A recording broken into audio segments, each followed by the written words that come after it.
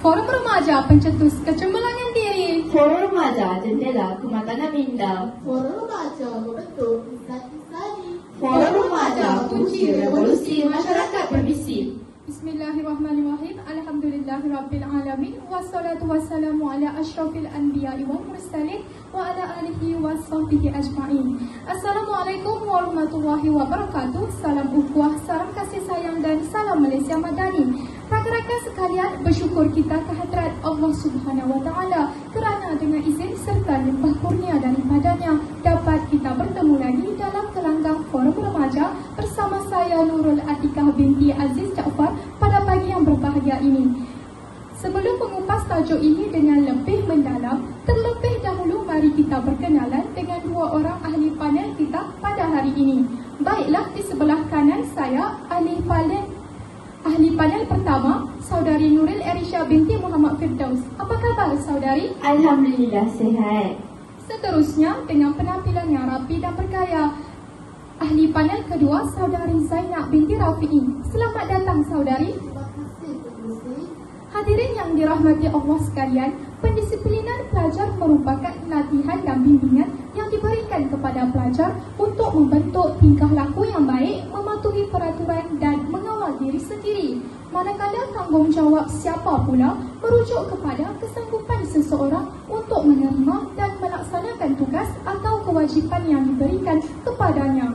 Berdasarkan data kes buli yang terkini, kes buli di sekolah sehingga Oktober 2024 mencatatkan seramai 6,208 kes, sedikit menurun berbanding 6,528 kes pada tahun sebelumnya. Ponteng sekolah dilaporkan sejumlah 3.59% daripada sesi 2023 sehingga 2024, lebih kurang 182,848 orang murid. Kita sedia maklum, dewasa ini masalah disiplin dalam kalangan pelajar boleh dikatakan berada dalam tahap yang agak membimbangkan semua pihak. Oleh itu, masalah ini perlu dilihat dalam skop yang lebih besar jika ingin diselesaikan, sesuai dengan tajuk forum kita pada kali ini. Pendisiplinan pelajar tanggungjawab siapa? Guru atau pelajar? Persoalan inilah kunci utama forum yang ingin kita gunakan sebagai pembuka pintu-pintu kecemerlangan dalam mengatasi masalah disiplin pelajar. Soalan saya pada panel pertama, apakah sebenarnya konsep tanggungjawab dan disiplin? Terima kasih pengerusi yang cantik, mulia perketinya mewariskan persoalan. Terlebih dahulu yang dihormati, barisan tetamu kehormat, kombinasi intelektual kehakiman, rakan-rakan panel dan seterusnya, hadirin yang dirahmati oleh Allah sekalian. Menurut Sezali 1977, masalah kemerosotan disiplin adalah tanggungjawab individu itu sendiri. Masalah kurangnya keimanan dan daya ketahanan diri dalam kalangan murid mempercepatkan lagi pengaruh yang tidak baik masuk ke dalam diri murid. Murid seperti itu bertindak mengikut perasaan tanpa mengira batasan. Sikap individu itu sebagai seorang murid seharusnya mempunyai prinsip dan pendirian. Seorang murid itu menjadi baik dan bertanggungjawab sekiranya hidup murid itu berprinsip dan punya keimanan yang kokoh dalam jiwanya. Mereka tidak akan mudah terjebak dengan gejala yang tidak baik. Pada pendapat saya, tanggungjawab dan disiplin tidak dapat dipisahkan dan sudah semestinya membawa kepada persoalan yang berkait dengan kawalan individu, pemimpin, masyarakat dan sebagainya. Kawalan inilah yang penting dalam menentukan jati diri, akhlak dan kualiti yang ingin dicapai ataupun ditonjolkan. Ringkasnya, tanggungjawab merupakan rukun utama dalam pembentukan disiplin. Di sekolah, disiplin satu kawalan sosial bagi mewujudkan suasana tentera supaya proses pengajaran dan pembelajaran dapat dijalankan secara teratur dan lancar. Maka di sinilah terletaknya tanggungjawab yang digalas oleh semua pihak yang terlibat dengan masalah disiplin murid, sama ada murid itu sendiri, guru disiplin, guru-guru, pihak pentadbiran maupun ibu bapa atau masyarakat umumnya. Bagi masyarakat di luar sekolah, disiplin dan tanggungjawab merupakan asas penting untuk membentuk kerukunan hidup yang selaras dengan norma, nilai dan aspirasi negara. Namun, tidak dinafikan juga, ramai masyarakat di luar sana menganggap tanggungjawab dan disiplin merupakan suatu perkara yang negatif, iaitu merupakan masalah sosial dan tidak amanah. Sedangkan hakikatnya, disiplin merupakan usaha yang perlu bagi perbaiki etika dan gaya hidup bertamadun manusia. Terima kasih kepada panel pertama atas lontaran konsep yang utuh lagi berisi. Sebentar tadi panel pertama ada menyatakan bahawa disiplin dan tanggungjawab perlu bergerak seiring untuk mencapai tahap kecermilanan yang maksimum. Ia boleh diibaratkan sebagai irama dan lagu, iaitu tidak sempurna disiplin tanpa tanggungjawab dan tanpa tanggungjawab disiplin tidak akan dapat dibentuk. Justru saya ingin menanyakan persoalan seterusnya kepada panel kedua, apakah asas kepada pendisiplinan pelajar agar kecermilanan secara holistik dapat dicapai? Soalan yang amat menarik daripada pengurusi kita pada hari ini. Bismillahirrahmanirrahim. Baiklah, sebenarnya latar belakang keluarga, suasana sekolah dan keadaan persekitaran mempengaruhi tindakan para murid untuk melanggar peraturan yang ditetapkan. Saya berpendapat peranan semua pihak diperlukan dalam memastikan permasalahan ini dapat diatasi. Pendisiplinan terletak di bahu ibu bapa. Seharusnya ibu bapa perlu sedar akan kepentingan hubungan yang erat dengan guru-guru di sekolah. Percubaan berkala di antara ibu bapa para murid dengan pihak sekolah perlu diadakan dengan sekerap yang boleh. Tindakan ini amat penting kerana ianya boleh menjadi media perbincangan prestasi dan disiplin anak-anak mereka di sekolah. Hal ini amat signifikan kerana sekiranya golongan ibu bapa mengambil remeh tentang masalah disiplin anak-anak mereka di sekolah, golongan anak-anak itu akan merasa bebas dan terbiar sehingga menyebabkan mereka membuat tindakan yang bertujuan untuk mendapatkan perhatian seperti melawan guru, konten kelas, konten sekolah, membuli dan sebagainya, yang mana hal ini akan menambah dan meningkatkan kes disiplin di sekolah. Contoh kajian yang dijalankan ialah kajian di sekolah-sekolah negeri Kedah mengenai kes disiplin dalam kalangan murid di kawasan luar bandar dan kawasan bandar. Hasil dapatan menunjukkan selama 542 orang murid terlibat dalam kajian ini. Analisis menunjukkan murid dari kawasan luar bandar lebih tinggi terlibat dengan salah laku disiplin berbanding murid dari kawasan luar bandar.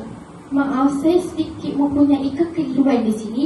Izinkan saya bertanya dengan izin pengurusi. Dipersilakan. Mengapakah masalah disiplin dalam kalangan murid perempuan lebih rendah berbanding dalam kalangan murid lelaki, sedangkan kedua-dua pihak berada di dalam sekolah yang sama dan di dalam situasi yang sama? Terima kasih pada pertama.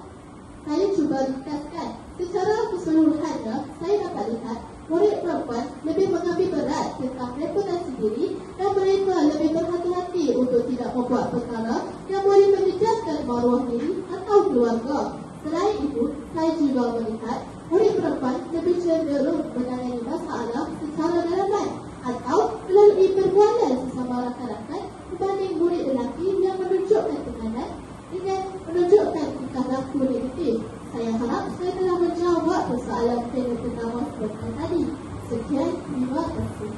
Terima kasih kepada panel kedua atas pandangan yang amat bernas sebentar tadi. Sekarang sudah terang lagi bersuluh bahawa terdapat banyak asas pendisiplinan yang boleh diimplementasikan untuk mengawal masalah disiplin pelajar. Saya ingin meminta pendapat panel pertama tentang persoalan pendisiplinan pelajar sebenarnya terletak di bahu siapa. Dipersilakan.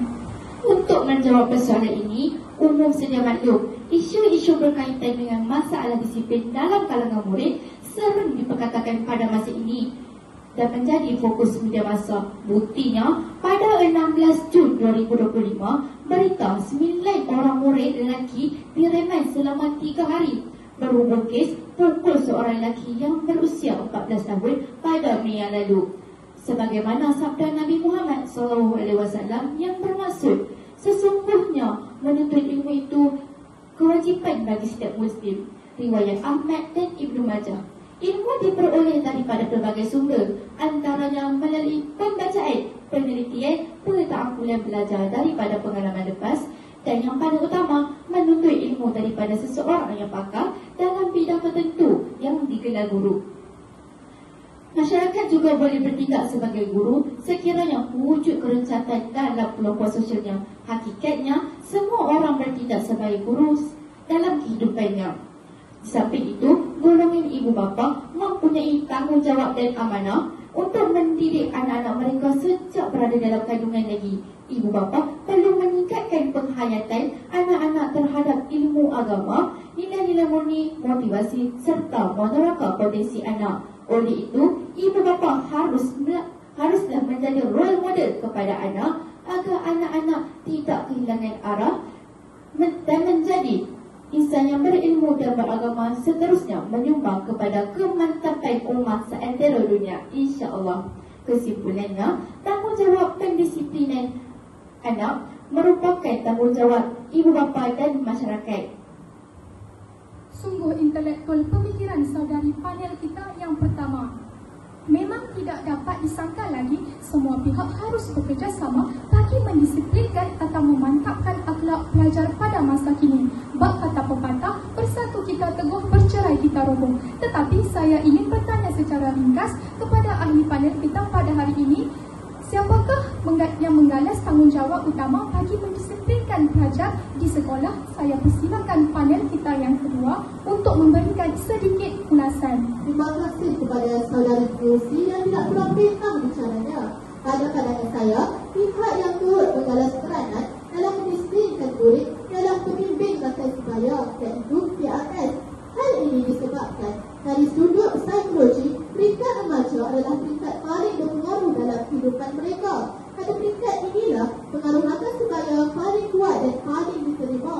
Mereka lebih rela menceritakan dan mencurahkan perasaan kepada rakan-rakan berbanding ibu bapa, guru atau orang dewasa lain. Oleh itu, pendekatan logikal ialah menggunakan remaja untuk mempengaruhi remaja lain. Program pembimbing rakan sebaya PRS dapat memenuhi hasrat ini dengan syarat mereka dilatih dan disedia dengan teratur. Oleh itu, adalah disarankan supaya pemilihan dan perkembangan latihan ahli PRS ini hendaklah dipantau bersama kedua-dua pihak, iaitu pihak sekolah dan juga ibu bapa. Terima kasih kepada panel. Maafkan saya pengerusi dan panel kedua. Saya tidak bersetuju dengan apa yang dikatakan oleh panel kedua sebentar tadi. Izinkan saya untuk mencelah kepada panel kedua. Dipersilakan. Sebentar tadi panel kedua ada menyatakan bahawa peranan PRS dapat mengurangkan kedisiplinan di sekolah. Bagaimanakah PRS dapat mengendalikan masalah yang semakin membimbangkan sejak akhir-akhir ini? Kerana saya dapati PRS yang sedia ada di sekolah tidak dapat mengatasi masalah ini dengan secara baik. Terima kasih kepada ahli panel pertama. Pada pendapat saya, peranan PRS memangnya membantu mengurangkan masalah disiplin. Buktinya ialah dengan pihak sekolah mengadakan program sumur, iaitu program saksiah kumpul murid. Impaknya, program sumur ini kepada ahli PRS di sekolah memangnya membantu meningkatkan disiplin murid. Pada masa yang sama, ahli PRS juga boleh menjalankan peer mentoring. Contohnya, ahli PRS membantu murid yang melakukan masalah disiplin untuk menyesuaikan diri dalam persekitaran sekolah melalui strategi penyelesaian masalah, kemahiran sosial dan pengurusan emosi. Saya harap saya telah menjawab persoalan panel pertama sebentar tadi. Sekian, terima kasih.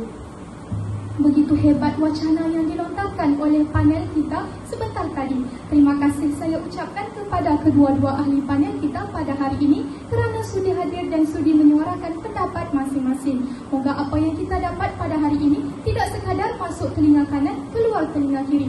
Kesimpulannya, perkara yang berkaitan dengan masalah ini bukanlah suatu perkara yang patut dipandang remeh oleh semua pihak. Sebelum kita menuding jari kepada mana-mana pihak, elok kita merenung-renungkan sejenak. Sebelum mengakhiri bicara forum kita pada kali ini, terimalah serangkap pantun yang berbunyi, tuai padi antara masak, esok jangan layu-layuan, intai kami antara nampak, esok jangan rindu-rinduan. Sekian sahaja untuk hari ini. Terkasar bahasa, tersilap bicara, mohon dimaafkan. Sesungguhnya yang baik itu datangnya daripada Yang Maha Pencipta, dan yang kurang elok itu datangnya daripada kekhilafan diri kami sendiri. Wallahu a'lam, saya akhiri forum remaja ini dengan lafaz yang mulia. Wabillahi taufiq wal hidayah. Assalamualaikum warahmatullahi wabarakatuh.